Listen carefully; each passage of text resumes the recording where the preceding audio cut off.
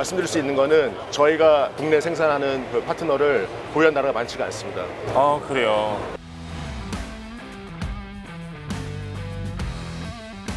기술은 충분히 많이 성숙화되고 있는 것 같고요. 원 제작사인 MTU보다 더 뛰어난 기술 수준이라고 자부를 합니다.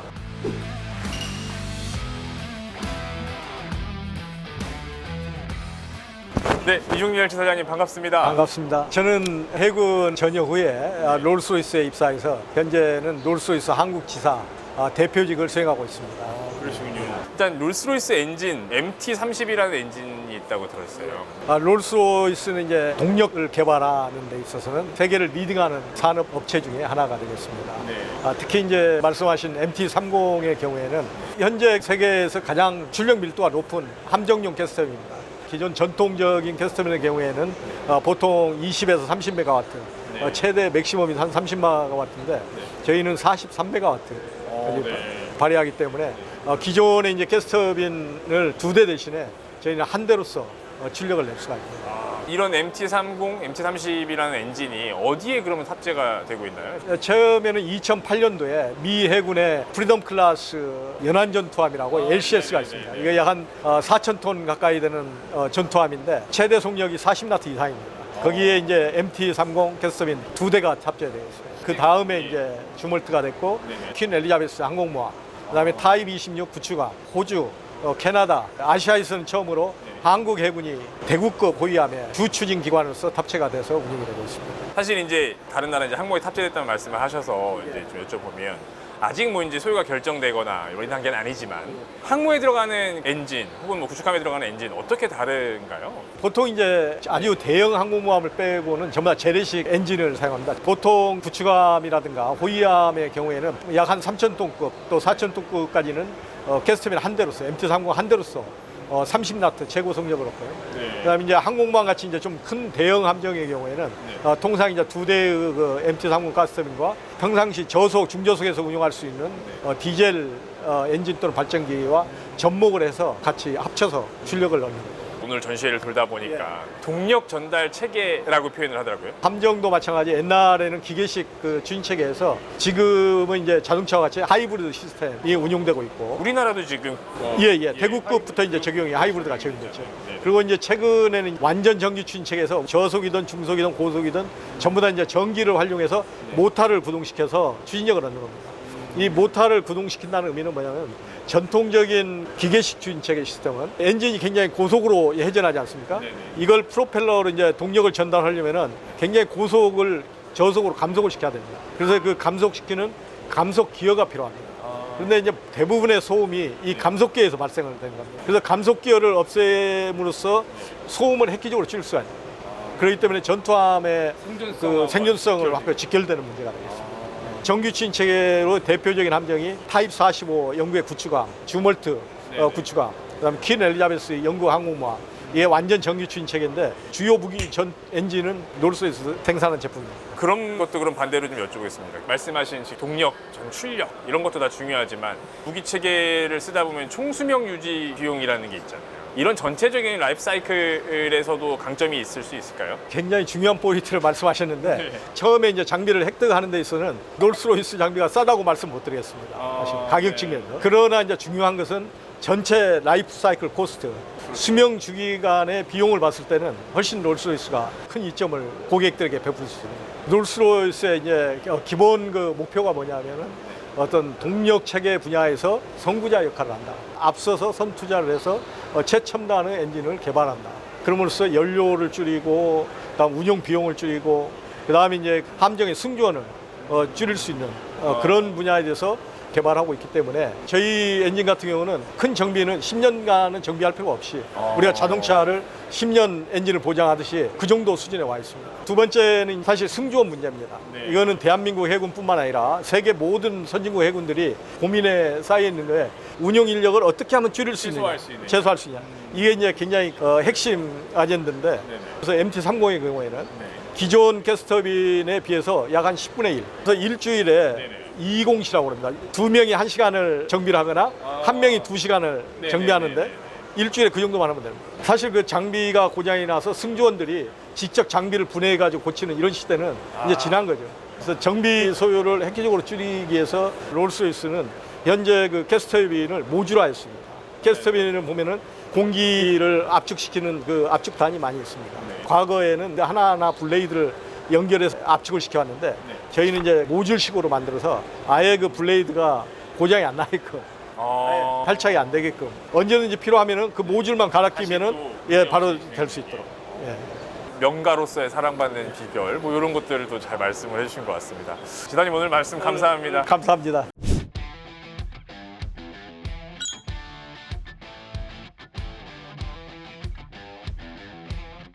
제네럴 일렉트로닉스 우리 신재봉 상무님, 네 반갑습니다. 지금 이렇게 부스를 설치하셨는데 추진 체계 쪽으로 좀 먼저 여쭤볼게요. 일단 저희 지인은 전 세계적으로 다양한 해군 그리고 다수의 함정용 추진체계 실적을 가지고 있습니다. 사실 지인은 세계 최초로 전투함용 하이브리드 전기 추진체계를 개발한 회사입니다. 지금 한국 해군도 이제 통합 전기 추진체계로 변화를 모색하고 있는데 저희가 세계 최초로 통합 전기 추진체계를 해군에 공급한 실적이 있습니다. 이 화면을 좀 보여드리면 좋을 것 같은데요. 타입 23 영국 해군의 호위함은 세계 최초의 전투함정용 하이브리드 전기 추진체계입니다. 1990년도에 개발이 되었고요. 그리고 2006년도에 통합 전기 추진체계가 해군 함정에 적용됐지만 사실은 군수 지원함이었습니다. 전투 목적은 아니었고요.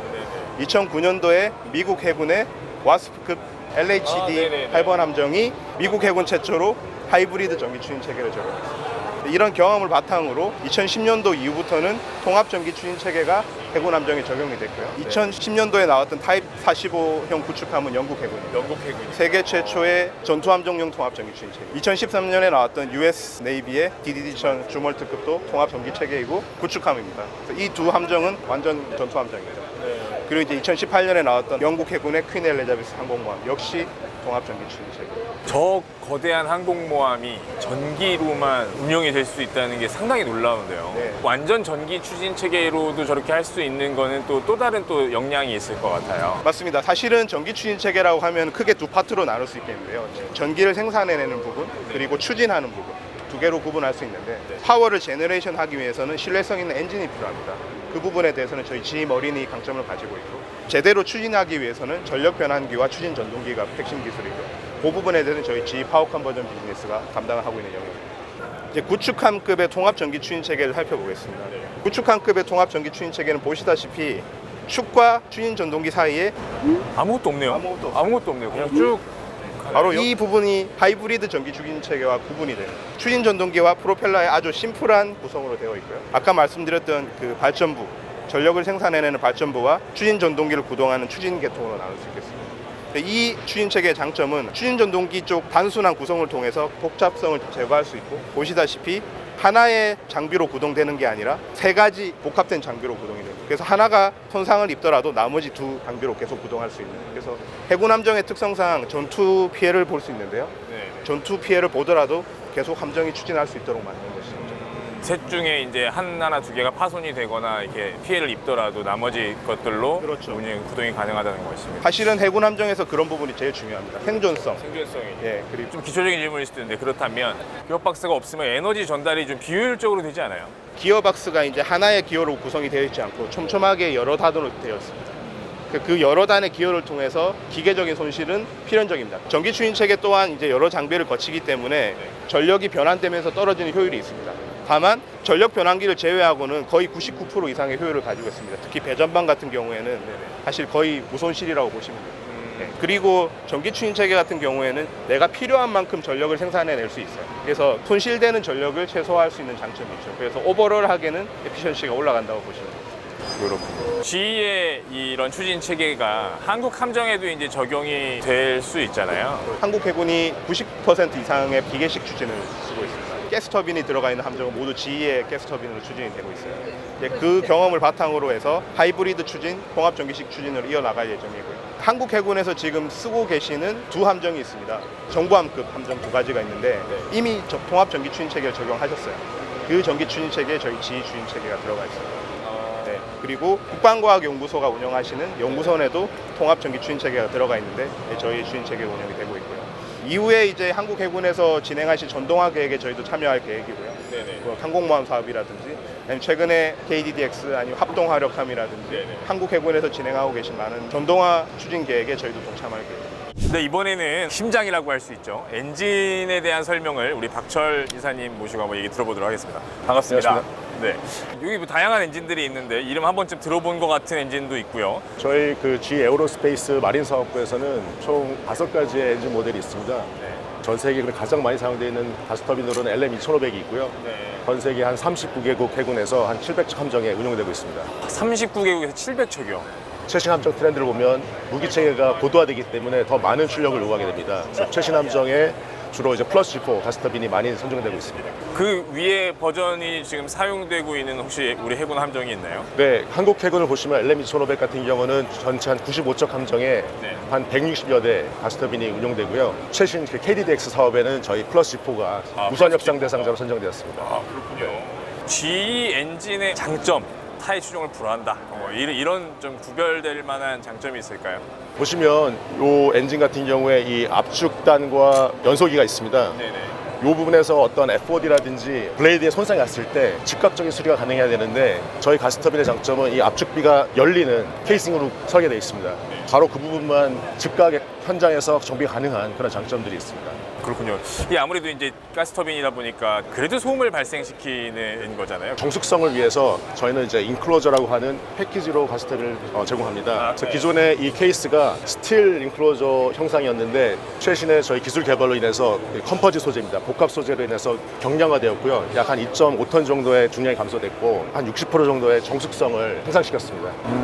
앞으로 이제 한국 해군도 여러 가지 더 이제 함정들을 많이 좀 개발하려고 하고 또 차세대 함정들로 가려고 하는데 GE가 생각하는 한국의 엔진 산업은 어느 정도까지 올라와 있는지.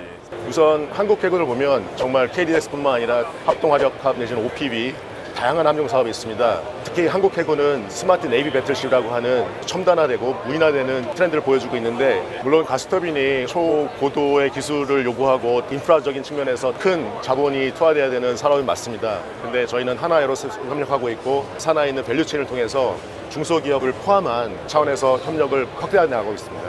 특히 이제 로우 프레셔 터빈 부분은 하나 에어로스페이스 전량을 국내 생산해서 수출을 하고 있습니다. 국내 생산을 해서 해외에 이제 사용되는 것까지 수출을 하고 있다는 얘기군요. 말씀드릴 수 있는 거는 저희가 하나 에어로스페이스 같은 국내 생산하는 그 파트너를 보유한 나라가 많지가 않습니다. 아, 그래요. 터빈의 제조 부분도 있지만 창 정비 능력 측면에서 저희가 보유한 국가들을 표시한 건데요. 창정비할 수 있는 나라들이군요. 네, 보시다시피 뭐 한국에 하나 에어로스페이스가 있고 일본, 인도, 뭐 뉴질랜드 주로 유럽 쪽으로 보이시죠? 그런 만큼 저희가 창 정비 능력을 가스터빈 업체 중에서는 가장 글로벌 네트워크를 크게 보유하고 있고 특히 저는 한국 사람으로서 가장 자랑스러운 거는 한국에 그런 창 정비 능력을 보유하고 있다는 점을 강조드리고 싶습니다. 그런 부분에서는 하나 에어로스페이스가 다른 국가에 있는 파트너 대비 충분히 경쟁력 있는 랩이라고 생각합니다. 그렇군요. 이 넓은 바다에 전 세계 9곳의 창정비가 있는 것도 대단한데 그중에 또 우리나라가 한 곳을 차지하고 있다는 건 그러면 GE 엔진을 쓰는 모든 함정들이 급할 땐 와서 할 수 있다는 얘기인 거잖아요. 맞습니다. 알겠습니다. 오늘 설명 감사합니다. 네.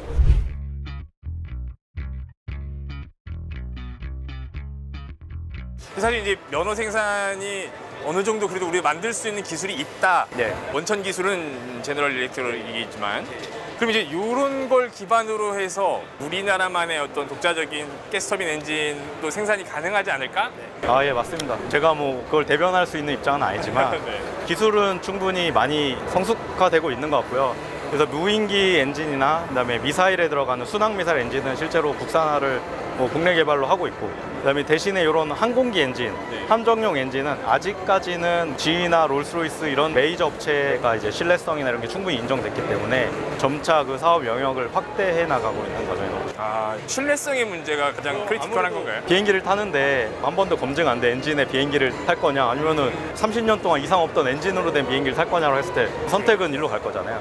그만큼 이제 이 산업이 진입하기 어려운 건 맞는데 저희는 이제 작은 엔진부터 차근차근 로드맵을 가지고 그런 계획을 가지고 있습니다. 그렇군요. 계획을 가지고 있다가 되게 중요한 것 같습니다. 네, 오늘 말씀 감사합니다. 네.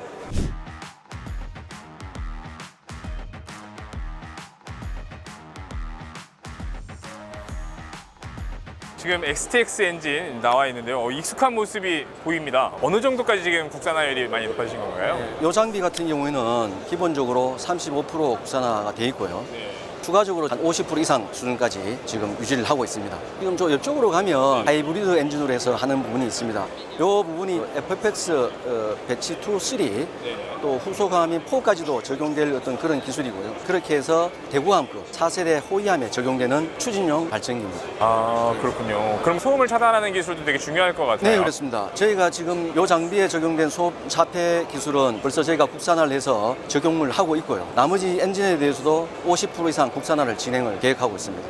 사실 자체 기술 발전 수준도 상당히 올라왔을 것 같다는 생각이 듭니다. 네네. 어느 정도의 기술 발전 수준을 유지하고 있다고 평가하시나요? 저희가 지금 엔진에서 기계 가공, 조립, 그다음에 시운전 기술을 저희가 가지고 있고요. 그다음에 여기에 따른 체계적인 장정부 능력까지 보유하고 있습니다. 이 기술은 원 제작사인 MTU보다 더 뛰어난 기술 수준이라고 자부를 합니다. 아, 그렇군요. 육상 쪽 같은 경우는 거의 부품수로 90% 이상을 국산화를 하고 있습니다. 해상 같은 경우는 말씀드린 것처럼 최소 50% 이상이 되는 거고요. 이렇게 되다 보니까 해군에서 항상 장비가 운영될 수 있는 기능을 높여주고 있고 언제든지 유사시에 전투 준비 태세 유지가 가능합니다. 그 얘기가 아주 중요한 것 같습니다. 해군은 항상 움직여야 우리 바다를 지킬 수 있으니까요. 지금 그러면 전체 해군 함정의 몇 퍼센트 정도를 지금 차지하고 있는 거죠? 저희가 지금 해군 함정에는 기술협력 생산으로 해서 1980년대부터 고속정, PCC, FF, 그다음에 진화한 고속함, 어떤 차세대 호위함, 그다음에 구축함, 지금 저희가 현대중공업이 기본 설계하고 있는 KDDX 통합 전기 추재 시스템, 거기에 저희 모든 장비가 들어가고 있고요. 잠수함은 뭐 더 말할 것도 없습니다. 최고 수준의 기술에 저희 장비가 들어가고 있습니다. 저희가 지금 뭐 209급 잠수함은 창정비 기술까지 보유해서 저희 회사 자체에서 창정비를 해서 납품을 하고 있고요. 214급은 저희가 일부 국산화를 해서 기술 도입 생산을 해서 납품을 했습니다. 얼마 전에 진수한 안창호함이 저희 엔진이 장착이 돼서 아주 성공적으로 진수가 된 상황입니다. 지금 잠3에 적용되는 리튬 엔진 4000 시리즈 엔진인데요. 이 부분도 저희가 또 추가 물량이 예상이 된다면은 기술 협력 생산해서 보다 더 나은 품질에 제공해드리고 또 수출과 연계해서 새로운 시장 개척을 모색하고 있습니다. 앞으로 이제 STX 엔진의 발전 방향, 비전에 대해서도 좀 얘기를 해주시면 좋을 것 같습니다. 지금 저희는 추진 체계 통합 솔루션 업체로서 거듭나려고 합니다. 앞에 말씀드렸지만 육상 쪽이나 또 해상 쪽에 국내 자체적으로 엔진을 개발할 수 있는 기반 기술은 축적이 돼 있다고 자신할 수 있습니다. 다만 엔진을 개발하는 데에 막대한 비용, 아주 상당한 기간이 소요됩니다. 특히나 중요한 것은 뭐냐면 이 시장이 담보가 돼야 되는데 해상 쪽 엔진은 시장이 불확실성이 굉장히 큽니다. 그렇게 좀 크지도 않고요. 소요가 많지도 않고. 네, 그렇습니다. 그래서 지금 뭐 정부가 국산화 정책이라든가 그다음에 수출 지원 정책 많은 정책들을 지금 하고 있고요. 그래서 정부의 조건 없는 적극적인 지원과 기업의 축적된 기술이 만난다면은 좋은 시너지로 해서 좋은 결과 있으리라고 예상해 봅니다. 알겠습니다. 앞으로도 건승을 기원하겠습니다.